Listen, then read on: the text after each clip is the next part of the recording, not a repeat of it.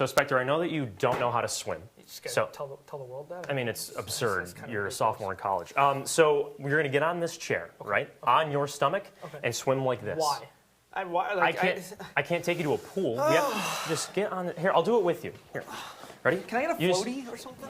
No, you're not going to drown. What Just go on like earth are you guys doing right now? We're swimming in the Bahamas. Why would you be doing that? Syracuse plays in the Bahamas. So you're just going to swim there? What's the deal? Jacob, look, how else are we going to get there? It's so effective. You guys are absolutely ridiculous, but hey, you're right about one thing, and that's that Syracuse basketball is back. Me and these two clowns, well, we're going to preview all the action for you coming right up. Q's Countdown starts right now. The reason why is because he was really good at pass recognition. Spectre, I've never said this to you before, but take the basketball. Oh, well, you know, I got my basketball shoes on. I'm ready to go. Yeah, no dress shoes. That's an L for you. But if you stand over here in this swing, and JMO, you guys are the opposing offense, right? Okay. So if JMO is the point guard up top, Kadari Richmond's just chilling here, waiting for a pass to come through, right? And that's where the anchor and the bottom wing guy are playing pressure on Spectre. And Kadari Richmond's standing at the top, waiting for that basketball to come by. So now, when you pass it up top, Richmond's in that passing lane and steals the basketball. It's something that he did really well, averaging just below 2 steals a contest. But man, that is a hole that Syracuse needs to fill because Kadari Richmond was such an important part to this defense. Then maybe Noah, Zach, if you were to go watch my JV basketball footage, which is impossible to find, you would hear the opposing team scream out mismatch anytime I had to guard a tall player. Now, they were right. I was pretty short guard back in my day, but that's why I'm standing right here and not playing on Jim Boeheim court.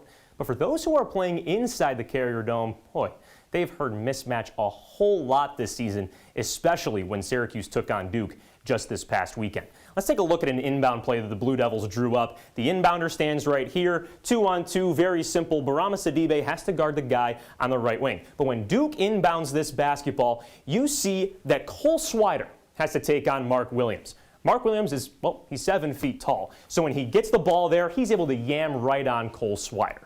Now listen. It's an inbound play. So, of course, you can draw it up any which way you want to get Mark Williams up into the 20-plus scoring digits.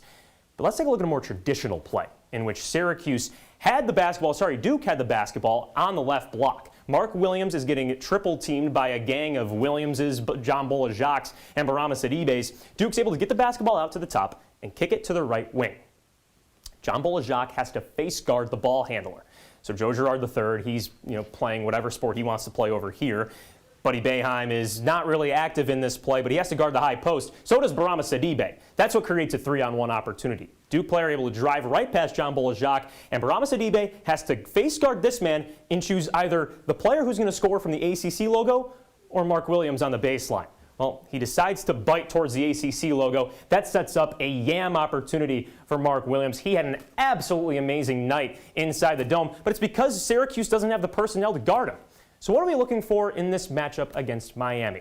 Well, Dan Gok is one of the tallest players in the ACC, so he could have a field day. But 6'7" guard Jordan Miller's had a phenomenal rebounding season, so Syracuse is going to have to neutralize both of those players if they don't want to go through any mismatches in that game. For the first 3 weeks of the season, Syracuse football ruled with a 2-quarterback system. Fourth-year starter Tommy DeVito dominated in the passing game. He threw for just under 400 total yards and a completion percentage around 62. Mobile transfer QB Garrett Schrader was sprinkled in for a few offensive drives, but it was clearly DeVito's ship to steer. Well, until week 4. To be specific, 2 hours before the Orange hosted the Flames from Liberty, the bearded gunslinger was given the keys to the boat. Admiral Schrader threw and rushed for triple digits in each of his first 2 starts. Last Saturday against Wake Forest, Schrader posted a hair under 180 yards on the ground and passed for 160. As phenomenal as the Mississippi State transfer has played in his short career in Orange, it's still not up to his standards. I mean, I feel good. I'm gaining confidence as we go. I did not think the pass game was as efficient as I want. It was better than last week, I thought. But, we got to keep getting better and, be more efficient, especially down the field, and just continue to grow and develop. But it's got to happen now. We can't wait a couple weeks. It's got to happen this week. There's no better time for Schrader to kick it into another gear than against Clemson.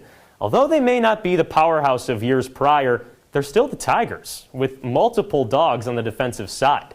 Quite frankly, the defense is Clemson's strength. the Paw Prints give up under 12 points per game and have only allowed an ACC best 6 touchdowns. That includes holding number 1 Georgia to 10 points in the season opener.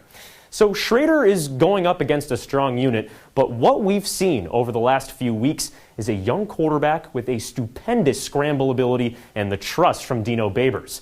He's taking advantage of his new role and given SU opportunities to win. The sophomore may not be pleased with every part of his game, but that hunger alone is the reason why Syracuse made the switch and named Garrett Schrader the big man on campus.